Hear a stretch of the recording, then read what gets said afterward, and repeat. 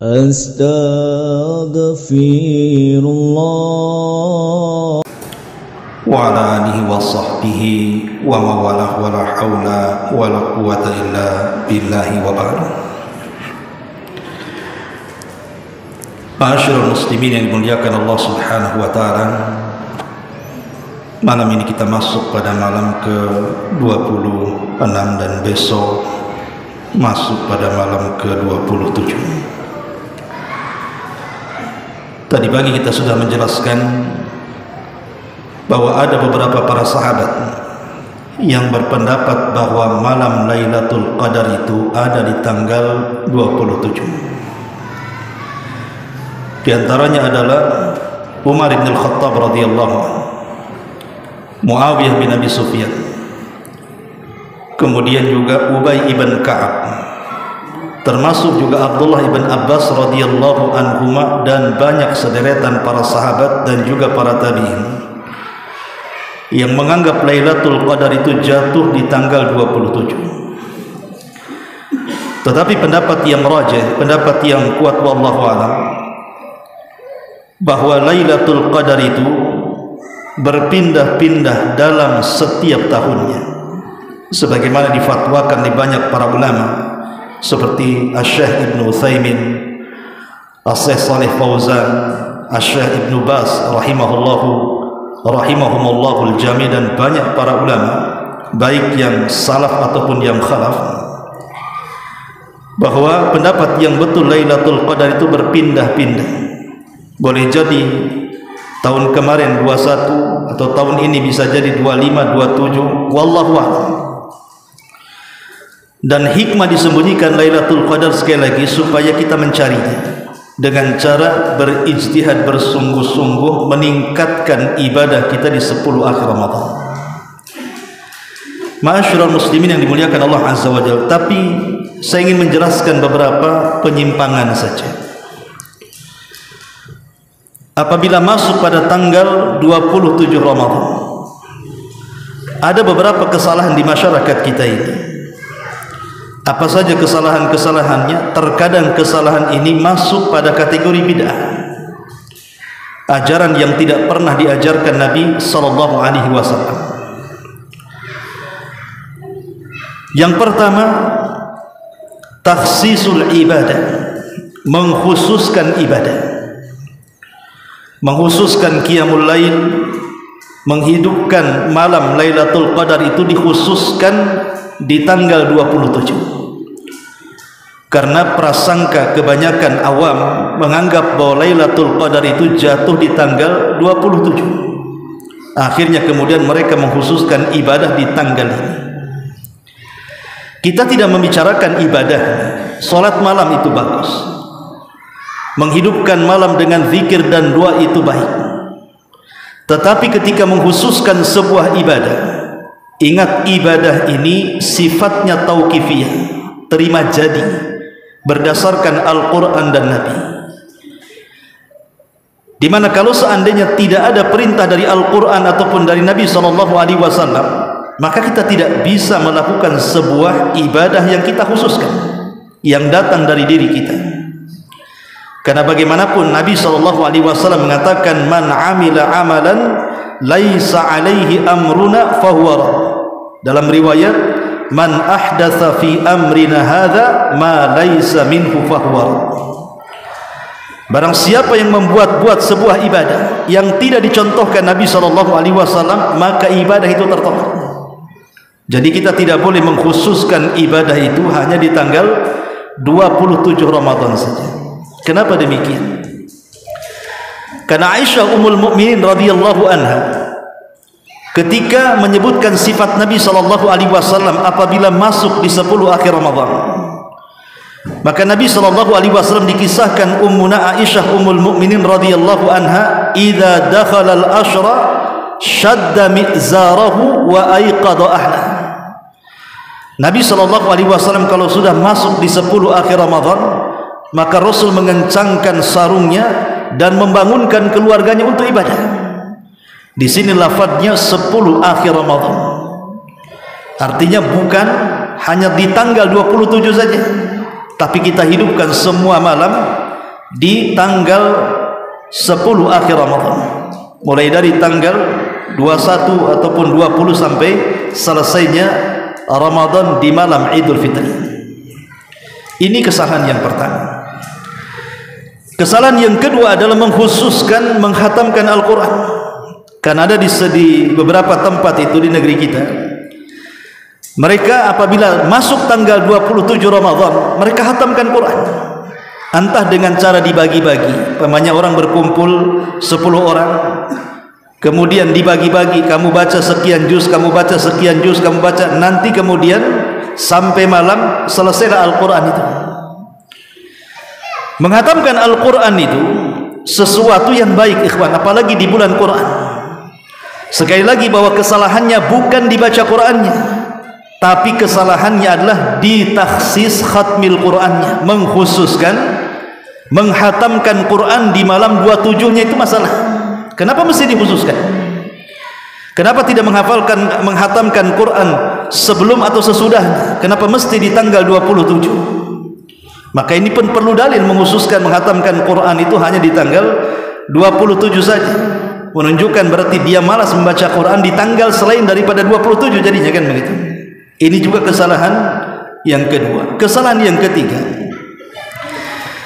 terkadang ada sebagian orang mungkin di negeri lain gitu ya, saya pernah di YouTube itu melihat, wallahu alam di negeri kita. Jadi apabila masuk di tanggal 27, maka mereka membuat acara semacam perayaan, karena mereka menyangka itulah Lailatul Qadar. Jadi mereka merayakan malam yang disangka itu Lailatul Qadar pada tanggal 27. Ikhwan, Nabi SAW tidak memerintahkan kita merayakan Lailatul Qadar.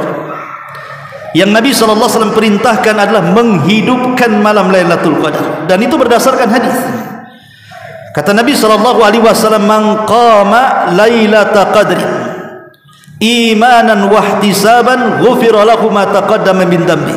Barang siapa yang menghidupkan malam Lailatul Qadar penuh iman dan mengharap pahala Allah, Allah hapuskan dosa-dosanya. Jadi bukan dirayakan, tetapi dihidupkan, dimakmurkan dengan cara salat, dengan cara zikir, dengan cara baca Quran, dan begitu seterusnya. Maka perayaan itu dalam Islam sudah ditentukan, Idul Fitri dan Idul Adha. Kemudian yang keempat, kesalahannya adalah mengkhususkan umrah.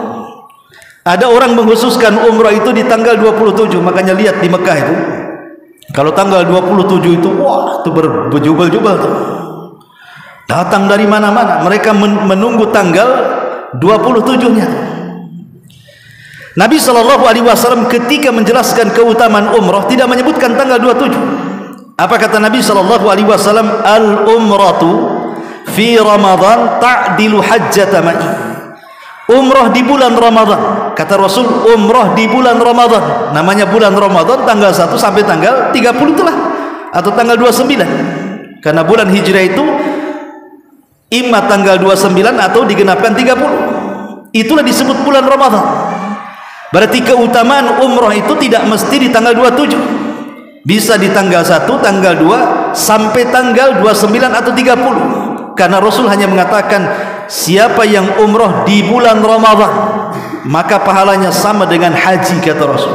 Bahkan haji dengan. Jadi menghususkan umrah di tanggal 27 tidak ada contohnya. Sekali lagi, kita tidak menyalahkan umrahnya, umrah itu baik, tetapi mengkhususkan itu yang jadi masalah. Ma'asyiral muslimin yang dimuliakan Allah Azza wa Jalla. Kemudian yang terakhir, mengkhususkan tanggal 27 itu dengan memperbanyak salat tasbih. Baik, sedikit penjelasan salat tasbih. Memang salat tasbih ini diperselisihkan tentang hadisnya.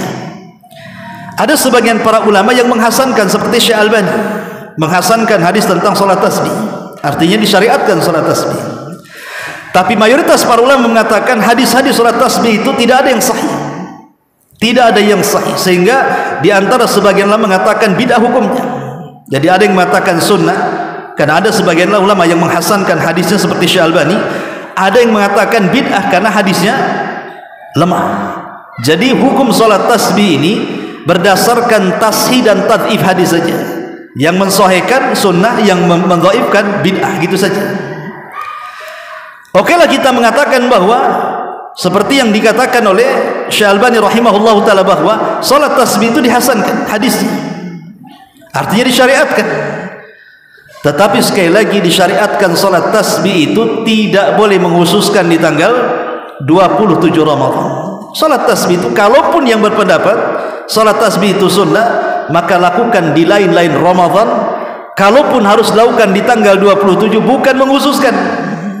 Karena sekali lagi menghususkan sebuah ibadah itu perlu dalil. Ini 5 perkara yang dianggap bid'ah dalam agama. Kemudian 5 perkara yang harus dijauhi juga, terutama di tanggal-tanggal ganjil, wabil khusus di tanggal 27, karena kita sisa 27 dan 29 ke tanggal ganjil. Walaupun Lailatul Qadar itu bisa saja di tanggal genap, bisa juga di tanggal ganjil. Ya, maksudnya apa?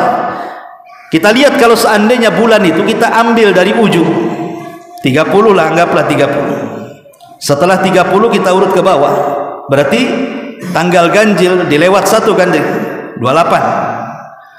Nanti 28, 26. Kan itu ya, ke bawahnya 24. Ya. Artinya kalau diurut dari atas tanggal genap itu jadi ganjil. Tapi kalau diurut dari bawah terbalik kan begitu. Jadi seolah-olah 10 akhir Ramadan itu semua tanggal ganjil. Mau genapnya mau ganjilnya. Makanya Nabi SAW berusaha untuk menghidupkan malam-malam itu. Tapi ingat 5 dosa jangan dilakukan. Pertama, riya. Karena riya bisa menggagalkan kita mendapatkan Lailatul Qadar. Yang kedua, uququl walidain. Jangan sampai durhaka dengan orang tua. Karena redhonya Allah di malam Lailatul Qadar juga terikat dengan redha orang tua. Kata Nabi SAW, redha Allah fi ridhal walidain, bahwa keredhaan Allah itu disangkut pautkan dengan keredhaan orang tua. Maka di malam Lailatul Qadar atau di tanggal-tanggal ganjil jangan durhaka dengan orang tua. Kemudian yang ketiga, jangan melakukan dosa lisan seperti ghibah ataupun namimah, karena ini bisa menggagalkan kita mendapatkan Lailatul Qadar. Kemudian yang keempat, zalim. Jangan melakukan kezaliman, karena zalim juga penghalang mendapatkan Lailatul Qadar. Termasuk yang kelima, qati'atur rahim. Jangan memutus silaturahim. Inilah 5 dosa jangan dilakukan di tanggal-tanggal ganjil. Kemudian juga kalau kita lihat kebiasaan masyarakat ikhwan, kalau sudah akhir-akhir Ramadan, banyak kemudian kesalahan-kesalahan yang kita lihat di masyarakat kita kan. Pertama, mulai lemahnya ibadah. Kita lihat orang-orang di masyarakat itu kalau sudah akhir-akhir Ramadan itu sudah lemah ibadahnya. Buktinya apa? Ya masjid kosong. Kita aja di sini biasa berapa saf itu sudah majunya banyak kali kan itu. Kan itu. Ini satu. Yang kedua, disibukkan belanja. Kenapa? Persiapan Idul Fitri. Biasanya khusus ibu-ibu kan begitu, sibuklah buat kue gitu. Dulu, kalau sekarang sudah ada toplesan biasanya. Sudah beli jadi kan gitu. Kemudian yang ketiga, sibuk mencari pakaian untuk hari raya. Hari raya itu bukan dirayakan karena pakaian baru, bukan, tapi dengan iman yang baru. Begitu kata para ulama. Kemudian juga disibukkan dengan memenuhi pasar-pasar di malam hari. Coba lihat antum, tadi saya baru lihat tuh lewat dari lampu merah ke sini, toko baju tuh. Wah, parkirnya di ujung ke ujung. Mereka sudah nggak peduli lagi mana masjid, mana toko itu udah nggak peduli. Belum ikhtilat lagi di dalam. Coba sudah malam harusnya 10 akhir Ramadan itu mereka i'tikaf, mereka ke masjid. Kalaupun tidak i'tikaf seperti Rasul, ya minimalnya di masjid lah, sejam 2 jam, bukan memenuhi mal. Ya. Ini terjadi di malam Lailatul Qadar. Kemudian yang terakhir, biasanya sudah pusing tuh. Keluarga itu sudah runding, ini lebaran kita mau kemana nih? Mau rekreasi kemana? Ya. Mau liburan kemana? Itu sudah direncanakan. Nah ini kan aneh gitu ya. Harusnya 10 akhir Ramadan itu merencanakan masuk surga, istiqomah. Ini yang direncanakan soal dunia. Nah, ini juga kesalahan-kesalahan yang terjadi. Makanya juga kata para ulama, ingat 5 perkara di 10 akhir Ramadan, nanti di tanggal 27 khususnya, kan begitu ya. Pertama, perbanyak taubat. Yang kedua, perbanyak salat. Yang ketiga, perbanyak sedekah. Yang keempat, perbanyak membaca Quran. Dan yang terakhir, perbanyak doa dan juga zikir. Itulah yang dianjurkan oleh para ulama, terkhusus di malam-malam ganjil. Dan sisa malam ganjil besok 27, kemudian 29. Subhanakallah bihamdika asyhadu an la ilaha illa anta astaghfiruka wa atubu ilaik. Allahu ta'ala alam. Assalamualaikum warahmatullahi wabarakatuh.